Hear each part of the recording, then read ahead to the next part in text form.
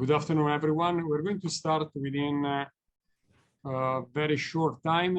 In the meantime, thank you for attending this webinar of the Italian Chamber of Commerce. And I thank also the Minister of Commerce for bringing to us a so distinguished speaker for today. Of course, welcome to our distinguished speaker, to Mr. Chotima Yemsawadi-Kun, who is actually the Deputy Director General of the Department of Trade Negotiation in the Ministry of Commerce. Thank you for being with us, Kun Chotima. As you know, today we're going to talk about, let's say, a hot topic for ASEAN, for Thailand as well.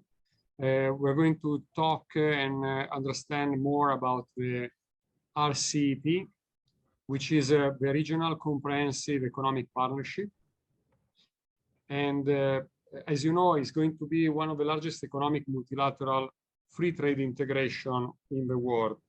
So it's very interesting to better understand this topic with Minister of Commerce of Thailand. Today, this webinar is brought to us thanks to, of course, this partnership in collaboration with the Department of Trade Negotiation and Ministry of Commerce. As you probably know, the Regional Comprehensive Economic Partnership is welcoming now 15 countries. Probably is going to extend to more in the upcoming months or years. And today we have our speaker, as I mentioned before, is a Deputy Director General in the Department of Trade and Negotiation under the Ministry of Commerce.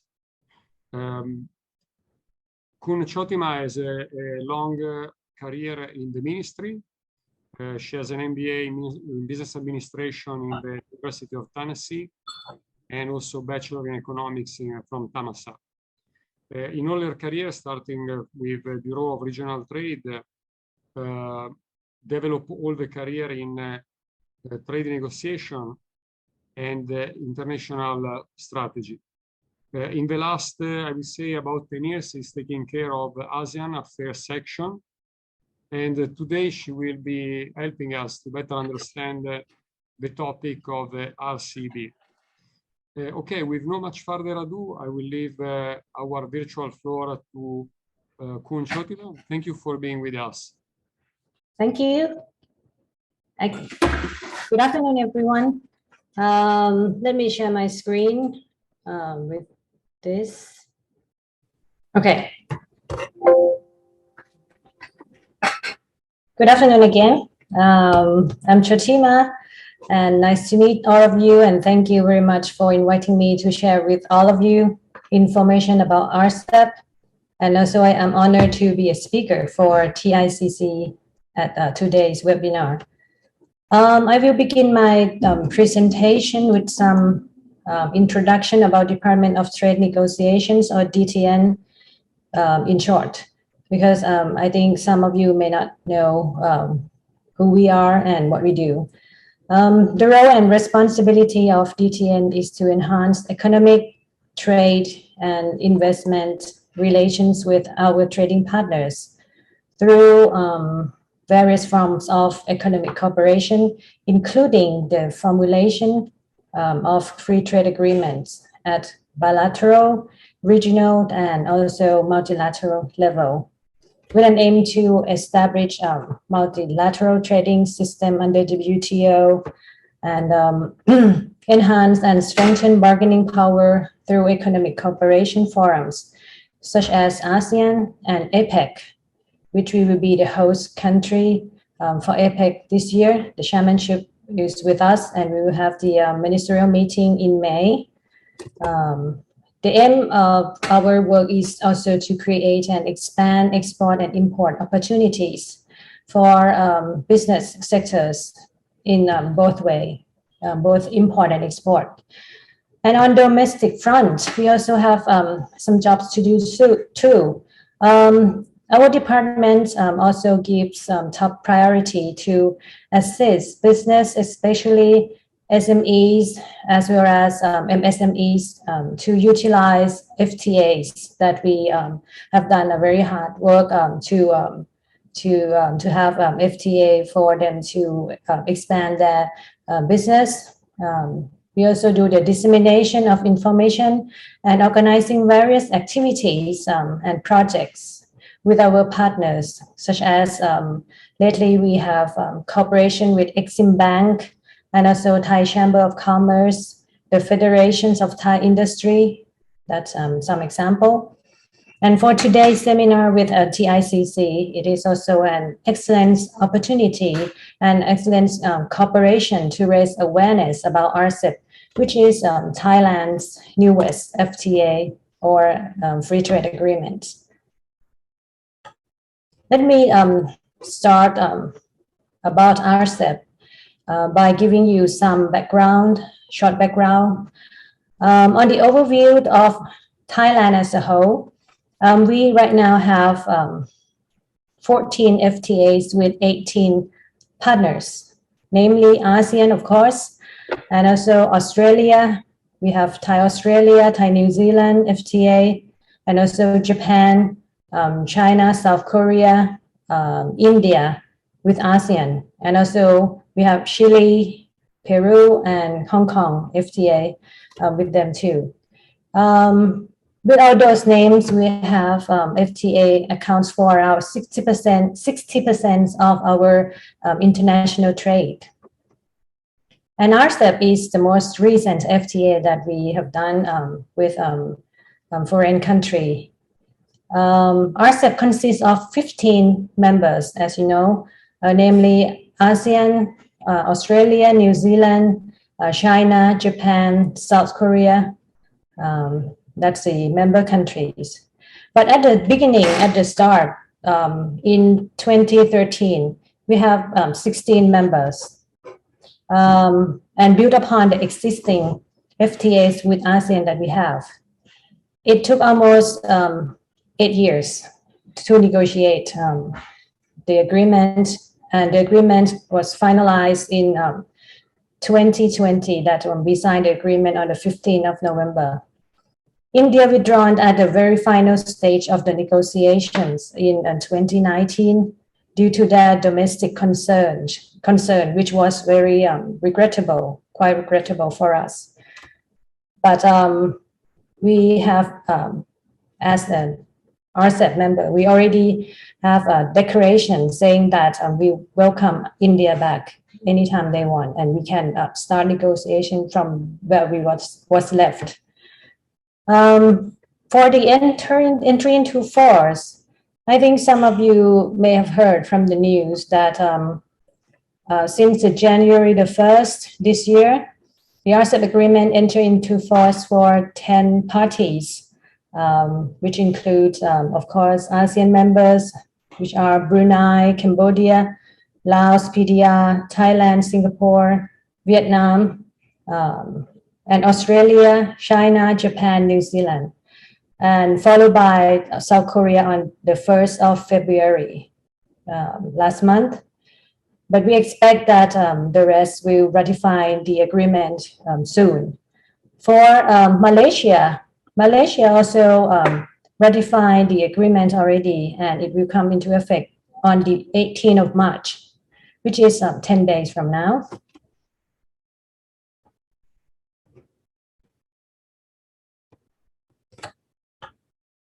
You can see the date on the slide. For the Rsap agreement,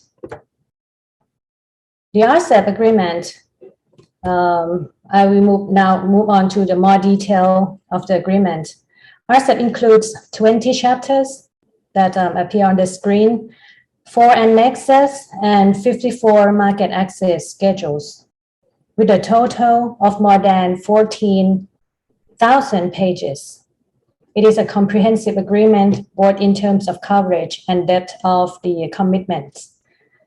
Besides traditional provisions covering goods, services, and investment, it also includes other chapters as well.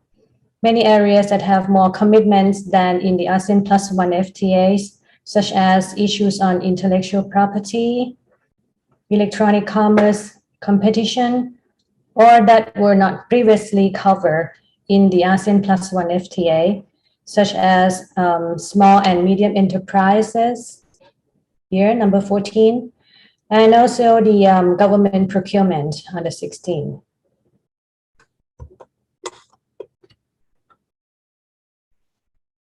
As I mentioned earlier from the start, the Rsap was built upon the concept of ASEAN centrality to link ASEAN FTA partners. The objective of the Rsap negotiation is to achieve a modern, comprehensive, high quality, and mutually beneficial economic partnership agreement. Rsap is it represents a significant improvement over the existing ASEAN Plus One FTAs with more value added. It is aimed to create a new regional economic architecture that will support and contribute to economic integration, enhance the regional supply chain and production network, and strengthen economic cooperation among participating countries. People sometimes question about the value added of the Rsap agreement for ASEAN, as ASEAN already have FTA with other member countries.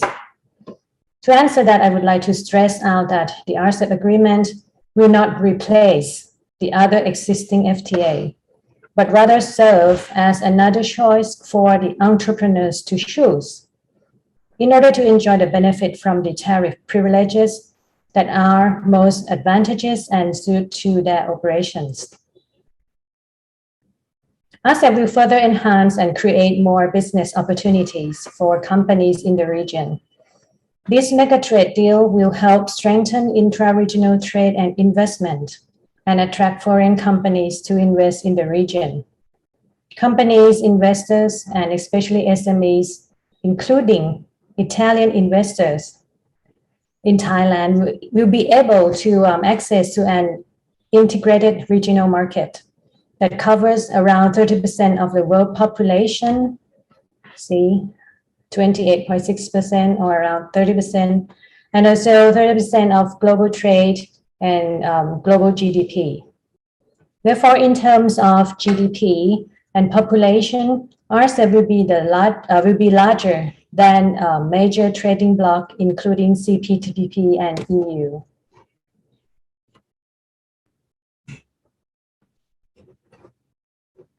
Rsap consists of members with varying levels of economic development, including developed countries like Japan, South Korea, Australia, New Zealand, who favor higher level of market liberalizations.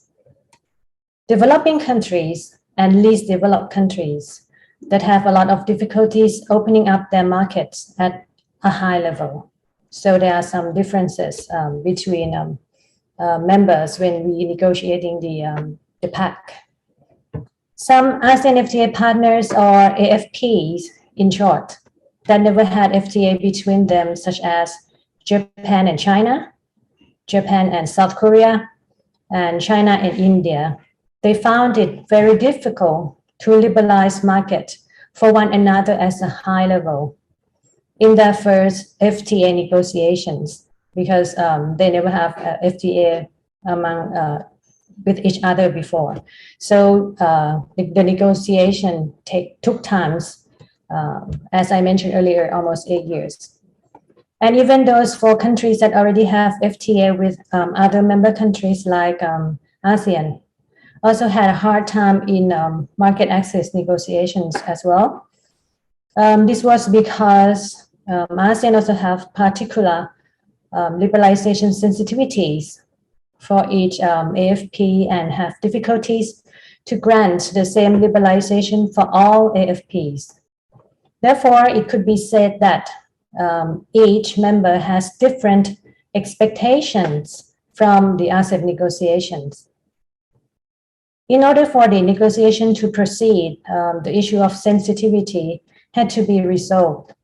It was then that members were allowed to have some flexibility to provide different tariff treatment to other members. As a result, each party was able to have different tariff reduction schedule for each Rsap members. So if you want to utilize the Rsap agreement, you need to check the difference as well. But in any case, it was determined that ASEAN must receive the best efforts, given that ASEAN already had FTA with the AFPs. Additionally, differentiated thresholds for liberalization were established as well for members that already have FTA with one another, and for members that do not. For the member countries who already have FTA with each other, the targeted level of tariff elimination is set out at the 90 to 92% of the total tariff lines, while the member countries that do not have the FTA between them may provide a lower level of tariff elimination at 80 to 86%. The example, the tariff elimination between Korea and ASEAN are around 90% of the total tariff lines, while the tariff elimination between Korea and Japan are around 83% of the total tariff lines. That's the difference, some example of the difference. As a result of this, the Rsap agreement was able to improve market access opportunities to prospective markets in the region. For the rules of origin,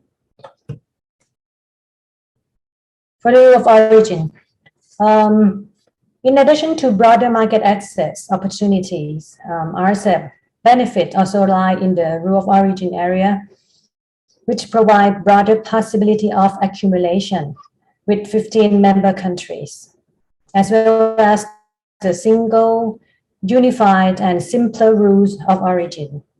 In this way, Rsap will help strengthen the supply chain integration within the region. By using product-specific rules or PSRs, it will make it easier for producers to utilize the agreement, as ROO are more accommodate to production process of the goods than general rules that usually used in the FTA of ASEAN. As for private sector, Rsap will expand sourcing options for the business in this region. And it also facilitates regional supply chain management, create more opportunity for SME to integrate into the regional supply chain, and at the same time reduce trading costs for businesses. The PSR will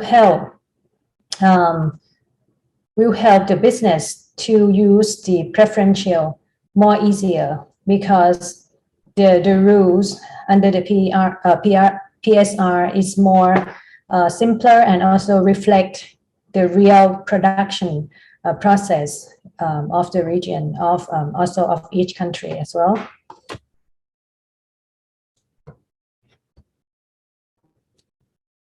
Rsap Trading Goods Agreement contain measures that both facilitate and promote trade. One of its prominent benefits is that the Rsap Agreement introduces an innovative mechanism related to trade tariff for accumulation, which is at the moment of importation. If the MFN tariff of product imposed by the importing member is lower rate than the preferential tariff rate under the Rsap agreement, the importer can apply or may apply for that MFN tariff rate and continue to enjoy the accumulation of origin under the Rsap. This is an additional benefit for businesses because under the other existing FTA, importers are only able to apply for the preferential tariff rate set out in the FTA in production accumulation. Although the MFN tariff at the moment of the importation may be at a lower rate.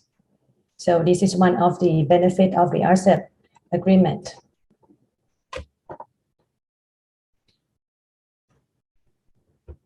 Apart from the above mentioned benefits, Rsap Agreement is also introduces many facilitative rules such as non-tariff measures. For example, Rsap member who impose any quantitative restriction must notify the other member if requested, and open consultations with any affected parties. The Rsap member must notify its import licensing procedure to other members and must be made public at least 21 days before the implementation. And for the custom procedures and trade facilitation, an importer can submit shipping document in electronic form before the arrival of the goods. The Rsap members must provide advance ruling in writing for import or exporter within 90 days if the requester submit completed document.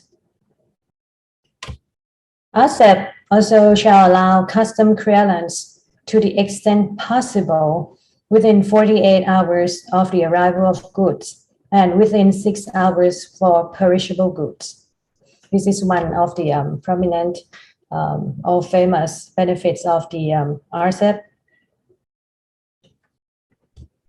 For services and investment, trade in services chapters aim to open up avenue for greater services trade among the parties through substantial removal of restriction and discriminatory measures affecting trade in services.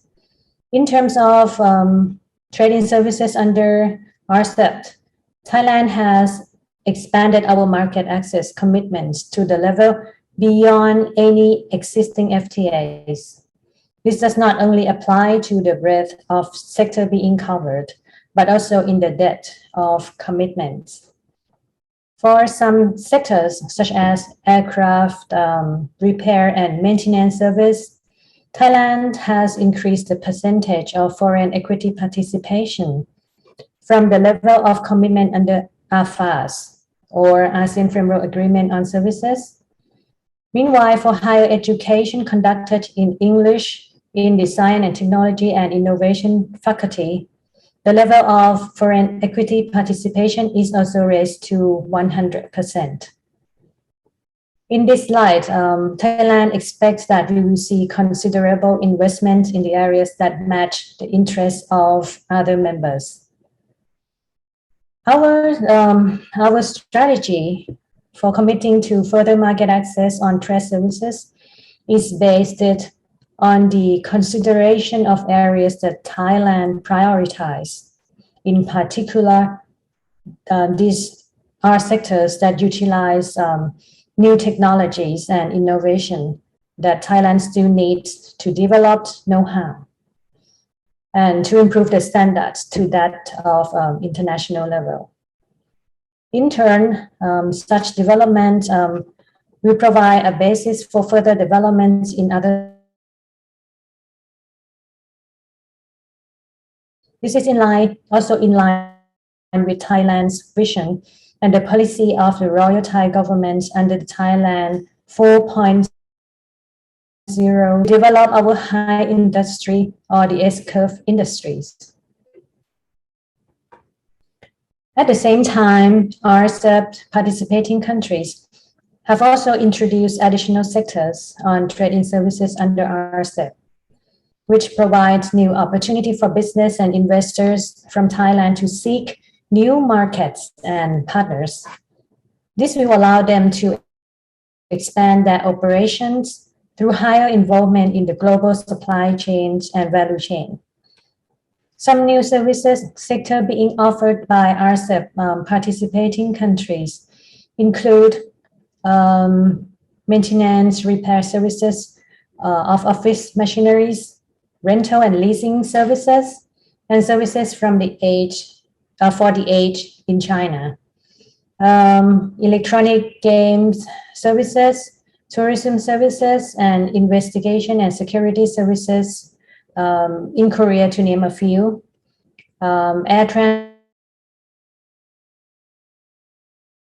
in Japan, research and development and private hospital services in Australia, and environmental and taxation services in New Zealand.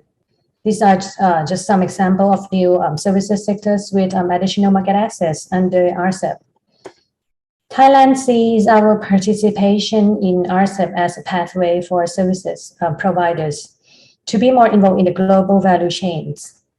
Through services liberalization in Rsap, it is expected that business in Thailand will have increased access to additional investment from abroad, while local manufacturers will also have better access to services and in conducting value-adding activities. In this way, Thailand expects that Rsap will increase our embeddedness in the global value chain and will make Thailand an attractive investment destination. And as for investment, Thailand sees the Rsap as an opportunity to expand our cooperation with other members, not only to liberalize market access, but also to promote and facilitate investment in the region. We also believe that the investment cooperation under Rsap will provide transparencies and reassurance to international investors, so as to increase their confidence to invest in Thailand and the Thai industry.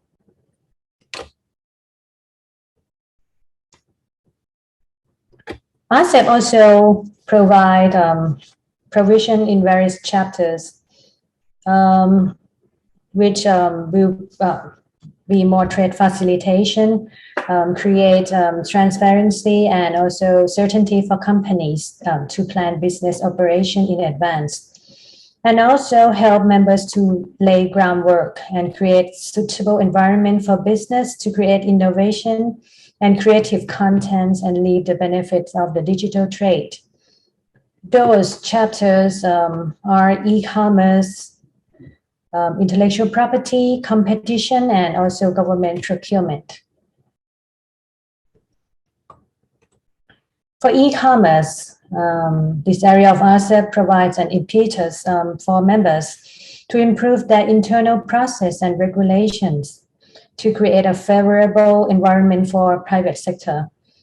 E-commerce under Rsap covers three important dimensions, which are first, to create a conducive environment for e-commerce through having regulatory framework that match international standards and facilitates the adoption and utilization of new technologies. Second, providing online protection to consumers and businesses and create confidence and certainties in doing business. And the third, facilitating important area of cooperation, including cyber securities and management of new challenges. In all, Rsap will help to create an environment that encourage the growth of e-commerce that will benefit the members, the businesses, and also the consumers. For the intellectual property, this is the largest chapter in Rsap, with 83 articles covering our members related, our matters related to IP. It provides a balanced and inclusive approach to the protection and enforcement of intellectual property rights in the region. Aside from featuring provisions related to harmonizing the protection for standard suite of intellectual property rights, this chapter provides for protection of intellectual property rights beyond the level of the TRIPS agreement or the WTO agreement on trade-related aspects of intellectual property rights, including provision to enhance copyright and related rights and enforcement in the digital environment, as well as appropriate criminal procedures and penalties against unauthorized copying of cinematographic work and on a commercial scale. to support intellectual property rights holders and facilitate trade and investment in the Rsap region. This chapter also includes provision to streamline and align procedures for the establishment of certain intellectual property rights, such as those related to electronic filing of the applications and making relevant information available online. In addition, the chapter requires the parties to accede to two treaty, two multilateral agreements related to WIPO International Registration System called Madrid Protocol for registering trademarks and the Patent Cooperation Treaty for registering patent, which a convenient and cost-effective solution to protect the IP in the foreign market. It also provides the obligation for the Rsap members to ensure the transparency and the procedure for the GI protection, which includes the reasonable procedures and formalities, the publication of laws and regulations to the public, and the opportunity for the opposition. In terms of IPR enforcement, last bullet, the chapter sets out obligation to permit effective actions against infringement and provide appropriate civil and criminal remedies to the right holders, including the border measures to suspend the release of suspected pirated copyright goods or the counterfeit trademark goods. This chapter also recognizes that each party may establish appropriate measures to protect genetic resources, traditional knowledge, and folklore, or GRTKF commitment to the humanitarian and social development by for the blind, visually impaired, and otherwise print disabled, and provisions on cooperation, dialogue, and technical assistance. On the competition chapter, this chapter will foster a better economic environment that will promote competition in markets and enhance economic efficiency and consumer welfare. This will absolutely help set the framework for further economic integration and strengthen value chains in the region. Moreover, Rsap also include new trade-related issues such as the government procurement, which aims not only to promote the transparency of laws and regulations and procedures, but also develop information sharing, cooperation, and exchanges of experiences among the parties. And on the cooperation, we have new issue, which is the SME, small medium enterprises, as I mentioned earlier, which we believe that it will contribute to significantly to economic growth, employment, and innovation, and seek to promote information sharing and cooperation in increasing SMEs' ability to utilize and benefit from the opportunities created by the Rsap Agreement. Furthermore, economic and technical cooperation that provides a framework for realizing the development dimension of the Rsap Agreement. It aims to narrow the development gaps and maximize mutual benefit among the parties. And for Thailand, the entry into force of the Rsap Agreement is our effort to contribute to global post-pandemic recovery. Especially right now, the COVID pandemics in many countries are getting better.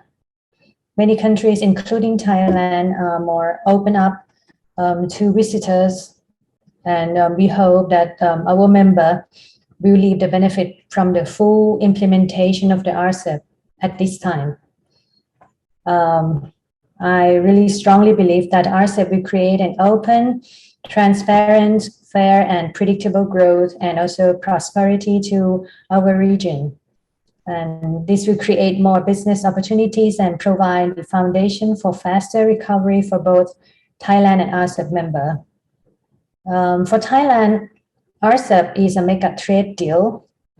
It will lower trade barriers and improve market access for goods, services, and investments and create business-friendly environment for us. This would be an opportunity for Thailand companies, investors, and especially SME in Thailand to be able to access and to have a more bigger market, expanded market of the 15 member countries. And subsequently, we expect that Thailand will be more attractive to foreign investor and also adding strategic value to our region. The aim of achieving sustainable economic growth, we believe that it can be achieved through the trade benefits reached by the people in an equitable manner. And for the new member, we also, in the Rsap Agreement, we also have the chapters about the accepting new member as well. The provision, this provision stated that we will accept new member in 18 months after the entry into forces of the agreement. Right now, we already have interested parties who approach us and indicated informally that they would like to join the agreement. And right now we are in the process of discussing on the procedures of accepting new members. So the value and importance of Rcep is a new opportunity and windows for companies in Thailand, including the Italian companies in Thailand and also in the region, who will be able to enjoy the benefit of this agreement that have a long history back to 8 years ago, that we're trying to find a new mechanism for business people to find new market in a more facilitative manner.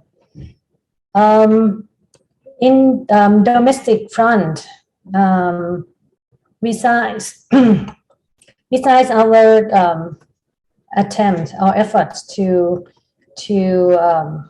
publicize information about Rcep and also other FTA agreements, we also set up a new center called Rsap Center at our DTN or our office here in Nonthaburi.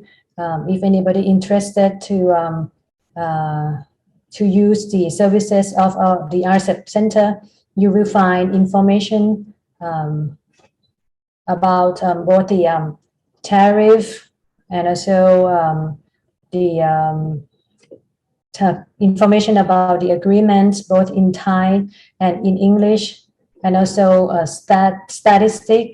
various statistics about trading partners of Thailand, and also this information also provided through the internet. You can use the information by entering into our website, which is worldwideweb.dtn.go.th.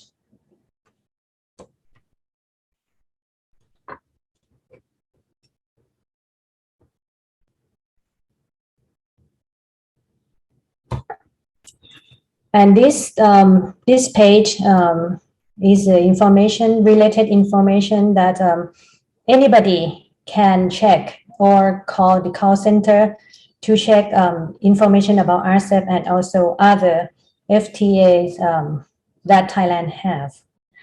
I would like to thank TICC for organizing these seminars, as it would help to raise awareness for all of us. And we believe that the Rcep and every FTA agreement will help us to come back from the COVID very soon. Thank you very Thank much. you very much. Thank you very much. It was a very extensive presentation in terms of the topic that you were able to share with us. I will leave also our contact in the chat. And of course, if among the attendees there would be any technical requests or specific inquiries, we will address to the division of Kun Chotima. Now, approaching the conclusion of the webinar, I would like to thank her for being with us this afternoon. Thank you very much for taking the time to prepare the presentation and delivering it to us. And we will upload this webinar in a couple of days in our YouTube channel. So it will be available for everyone. As mentioned before, we can also distribute the presentation of Kun Chotima with the contacts. So perhaps if you have any inquiries, you can reach them, or otherwise you can talk to us, Chamber of Commerce of Italy, located in Bangkok. I think for this afternoon is all. Thank you a lot, Kun Chotima. Thank you a lot for the Minister of Commerce for being with us. And thank you for participating, every one of you. Thank you very much, TICC and everybody. And if any question raised, if anybody has any question, please contact us directly at our department, or you can call the number that we posted on the last presentation. Thank you very much. Thank you. Good afternoon.